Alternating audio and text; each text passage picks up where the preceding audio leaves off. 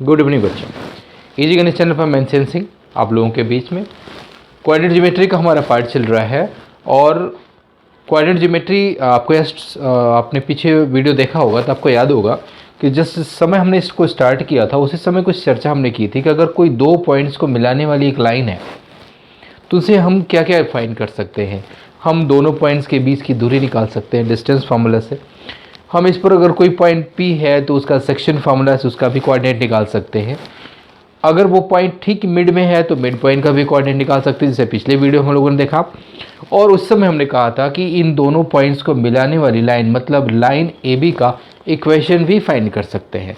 और साथ ही आने वाले वीडियो में हम इसका परपेंडिकुलर अगर कोई लाइन जा रही है तो उसका भी इक्वेशन फाइंड कर सकते हैं और स्लोप निकाल सकते हैं। तो आज हम फिर उसी पार्ट पे पहुंच गए कि A और B x1 y1 और x2 y2 को मिलाने वाली कोई एक लाइन सेगमेंट है तो इस लाइन सेगमेंट का इक्वेशन क्या होगा, इक्वेशन ऑफ लाइन कैसे हम फाइंड करेंगे। तो सबसे पहले एक छोटा सा इंट्रोडक्शन लेते हैं कि इक्वेशन ऑफ लाइन होता क्या है। आप लोगों ने लोअर क्लासेस में पढ़ा होगा लीनियर इक्वेशंस या simultaneous linear equations. Suppose that हमने एक इक्वेशन लिया x + y = 5। ये एक लीनियर इक्वेशन है, मतलब यहाँ x एंड y वेरिएबल्स हैं और दोनों की सिंगल पावर है, एक पावर है। तो ये लीनियर इक्वेशंस इन 2 वेरिएबल्स हैं। इसी तरह से हम अकेले कोई एक वेरिएबल भी ले सकते हैं, x = 4, x = -2 या y = 0 या y ± कुछ भी +4, y = -2 एट्सेट्रा। मतलब वो सभी लीनियर इक्वेशंस जो x या y के सिंगल पावर में लिखे जाते हैं या अकेले x के टर्म में लिखे जाए या अकेले y के टर्म में लिखे जाए, ये सारे इक्वेशंस लीनियर इक्वेशंस, ये सभी इक्वेशन ऑफ लाइन रिप्रेजेंट करते हैं। मतलब अब तक आपने जाने अनजाने जो भी लीनियर इक्वेशंस पढ़ा हुआ है ये साइमल्टेनियस लीनियर इक्वेशन। साइमल्टेनियस मतलब जिसमें दो वेरिएबल होंगे, और लीनियर जिसमें एक ही वेरिएबल हो सकता है, दोनों वेरिएबल हो सकता है। तो साइमल्टेनियस में हमेशा दो वेरिएबल होंगे और इसमें अगर सिंगल वेरिएबल है x = समथिंग या y = समथिंग, ये सभी इक्वेशन ऑफ लाइन रिप्रेजेंट करता है। तो इसके विषय में कुछ और देख लेते हैं,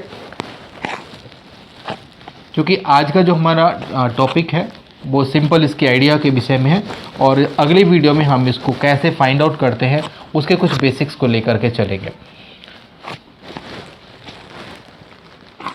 हमने लेट किया कि कोई एक इक्वेशन ऑफ लाइन है जिसका इक्वेशन है 2x - 3y = 7। सपोज दैट ये इक्वेशन ऑफ लाइन है, वेरिएबल x एंड y। अब अगर हम इसको इस तरह से रिप्रेजेंट करें कि ये वह लाइन है AB,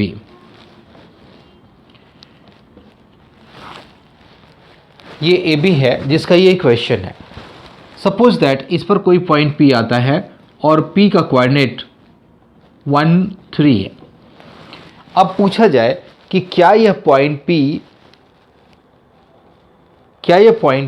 1, 3 इस लाइन पर लाई कर रहा है। अगर ये पूछा जाए, हमने अभी इसको क्लियर करना है कि पॉइंट P जिसका कोऑर्डिनेट 1, 3 है क्या वो इस लाइन पर लाई करता है।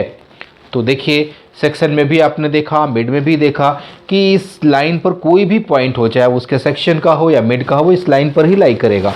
तो अगर P 1, 3 इस लाइन पर लाई करेगा तो इसका एब्सिसा और इसका ऑर्डिनेट इस इक्वेशन को पूरी तरह सेटिस्फाई करना चाहिए।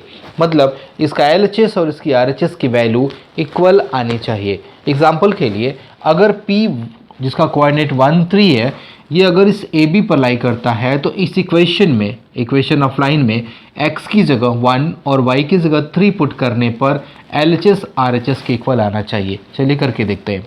इट इज़ 2 × 1, एब्सिसा 1 है, -3 × 3, ये इसका LHS है।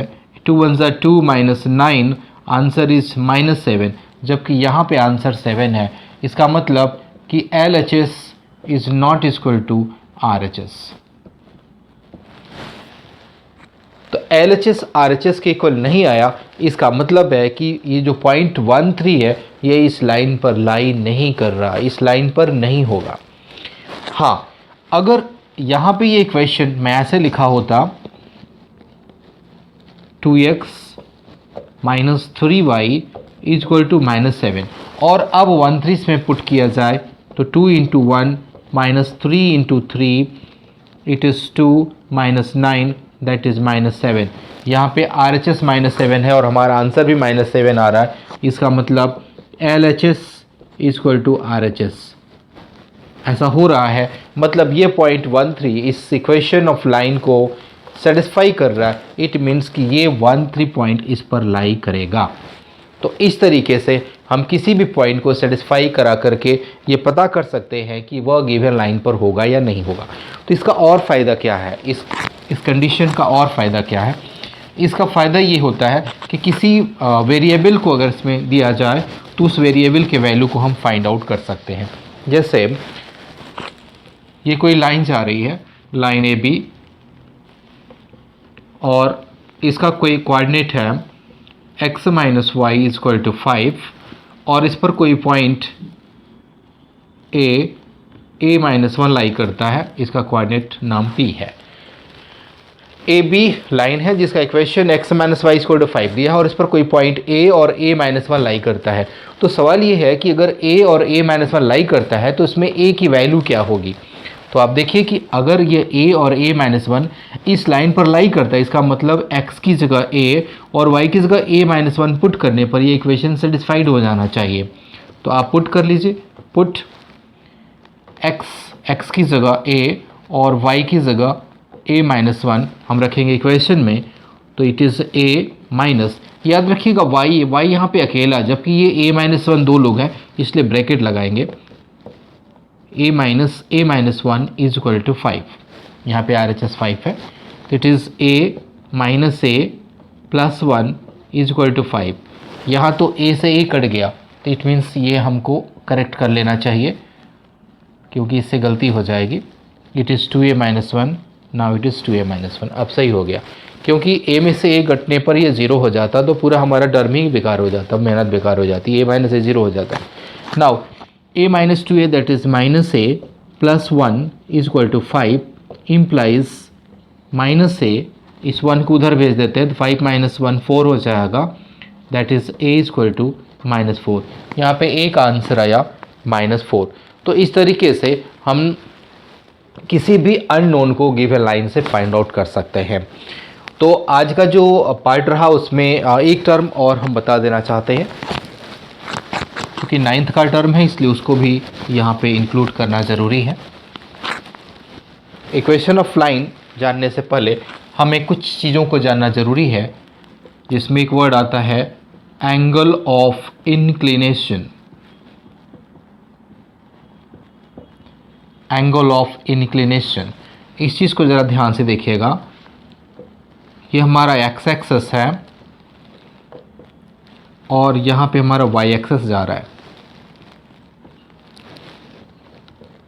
ये है ओरिजिन।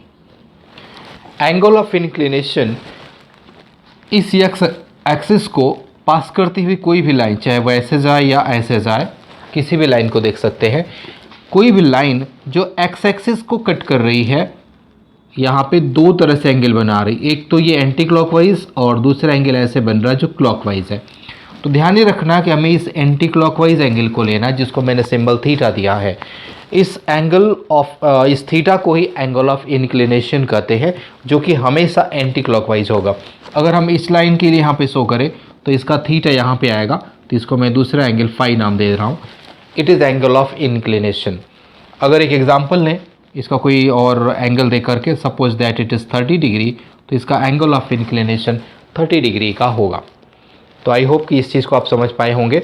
इंक्लिनेशन को कुछ और एक्सप्लेन मैं कर दूं कि अगर कोई लाइन एक्स एक्सिस को कट ही ना करे या एक्स एक्सिस के ऊपर परपेंडिकुलर हो तो उसका इंक्लिनेशन कितना होगा। ये वाई एक्सिस और इधर हमने लिया एक्स एक्सिस। आप सपोज दैट कि कोई लाइन जा रही है जो इस एक्स एक्सिस के पैरेलल निकल रही है, तो अगर ये लाइन एक्स एक्सिस के पैरेलल जा रही है तो इसका थीटा इंक्लिनेशन इसका 0 डिग्री का होगा।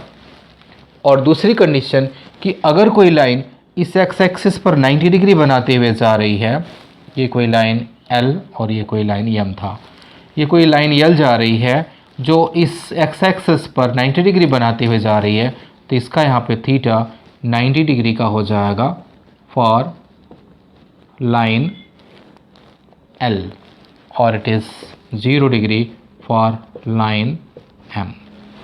इस यम के लिए थीटा 0 है क्योंकि ये एक्स एक्सिस के पैरेलल जा रहा है, और इसके लिए थीटा 90 डिग्री का है इस लाइन यल के लिए, बिकॉज ये एक्स एक्सिस पर 90 डिग्री बना रहा है। तो इस चीज़ को आपको ध्यान रखना है कि एंगल ऑफ इंक्लिनेशन 0 तभी होगा जब कोई लाइन एक्स एक्सिस के पैरेलल होगी, और 90 डिग्री तभी होगा जब कोई लाइन एक्स एक्सिस पर 90 डिग्री बनाए। हम या उसको ऐसे भी कर सकते हैं कि वह लाइन वाई एक्सिस के पैरेलल होगा। आप देख सकते हैं line l is parallel to y axis, और यहाँ पे देख सकते हैं कि line m is parallel to x axis. तो इसको याद रखिएगा कि इंक्लिनेशन हमेशा एक्स एक्सिस पर ही देखा जाता है, एक्स एक्सिस पर, और वो भी एंटी क्लॉकवाइज एंगल। इधर जो एंगल आप राइट साइड से काउंट करते हैं, starting from your right side to left, इस एंगल को एंगल ऑफ इंक्लिनेशन कहते हैं। अब इसके साथ एक वर्ड और बताना ज़रूरी है, इंक्लिनेशन के साथ स्लोप क्या होगा।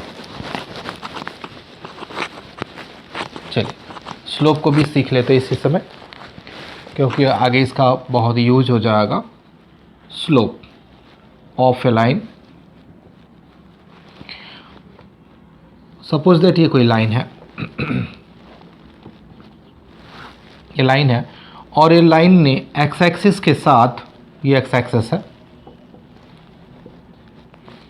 यहाँ पे कोई एंगल थीटा बनाया हुआ है। तो इस लाइन का जो स्लोप होगा, स्लोप को ग्रेडियंट भी कहा जाता है, ग्रेडियंट, और इसको एक्सप्रेस करते हैं स्मॉल एम से, इसको स्मॉल एम से एक्सप्रेस करते हैं, इसको ग्रेडियंट भी कहते हैं, और इसकी वैल्यू एंगल ऑफ इंक्लिनेशन के टेंजेंट के इक्वल होती है। यहाँ जो एंगल ऑफ इंक्लिनेशन है उसी के टेंजेंट की वैल्यू ही स्लोप कहलाती है। स्लोप या इसको ग्रेडियंट बोलते हैं। एक एग्जांपल अगर हम ले लें कि इस एक्स एक्सिस पर कोई लाइन ऐसे पास कर रही है, और यहाँ पे एंटी क्लॉकवाइज एंगल इसका 30 डिग्री का बन रहा है, तो ऐसे में जो स्लोप बना, slope m, it is equals to tan 30 degree, और tan 30 की value 1/√3, that is the slope of this line. Suppose that ये कोई लाइन PQ नाम देते हैं, इस PQ लाइन का स्लोप आ गया 1/√3। तो आई होप इस चीज़ को आप समझ गए होंगे। कोई भी लाइन एक्स एक्सिस के साथ जितना एंगल ऑफ इंक्लिनेशन बनाएगा, उस एंगल ऑफ इंक्लिनेशन के टेंजेंट की वैल्यू को ही स्लोप कहते हैं। स्लोप को ग्रेडियंट भी कहते हैं, और इसको स्मॉल लेटर यम से एक्सप्रेस करते हैं। तो कुछ इनको भी बता दें कि अगर मोर देन 1 लाइन है, 2 लाइन, 3 लाइन है, तो उनके स्लोप्स में क्या रिलेशन होगा, इसको भी सीखते चले। Suppose that there are 2 lines, ये कोई 2 लाइन्स हैं, line l and line m, both are parallel. इस लाइन का स्लोप m1 है और इस लाइन का स्लोप m2 है। तो अगर दोनों लाइन पैरेलल होंगी तो उनके स्लोप्स इक्वल होंगे, m1 इक्वल टू m2। इसको समझ लीजिएगा कि अगर कोई 2 लाइन्स पैरेलल हैं तो उनके स्लोप्स की वैल्यू भी इक्वल होगी। और दूसरी कंडीशन कि अगर यहाँ पे कोई लाइन जा रही है, लाइन यल, और इसके ठीक परपेंडिकुलर कोई लाइन m, दोनों 90 डिग्री बना रहे हैं, लाइन यल का स्लोप m1 और m का स्लोप m2 है, तो ऐसे कंडीशन में m1 into m2 is equal to -1 होता है। इस फॉर्मूला का यूज़ हम करके इक्वेशन ऑफ लाइन निकालेंगे, वहाँ पे इनकी ज़रूरत पड़ेगी, इसलिए अभी इसको समझ लीजिएगा। अगर कोई 2 लाइन्स पैरेलल हैं तो उनके स्लोप्स इक्वल होंगे, और अगर लाइन परपेंडिकुलर्स है तो उनके स्लोप के प्रोडक्ट -1 के इक्वल होंगे। तो इन दोनों में m1 m2 में कोई एक दिया रहेगा और दूसरा हमें फाइंड आउट करना रहेगा, और यहाँ कोई एक दिया रहेगा तो जो एक की वैल्यू होगी वही दूसरे के इक्वल हो जाएगी। तो आज की वीडियो में बस इतना ही। वीडियो कैसा लगा उसको लाइक करिए, वीडियो पे कमेंट करिए, अगर कोई चीज़ ना समझ में आए तो ज़रूर बोलिएगा, कमेंट करिएगा, और चैनल को अगर आप नए हैं तो सब्सक्राइब करिए, और ज़्यादा से ज़्यादा लोगों को, अपने दोस्तों को, मित्रों को शेयर करिए। Thank you for watching.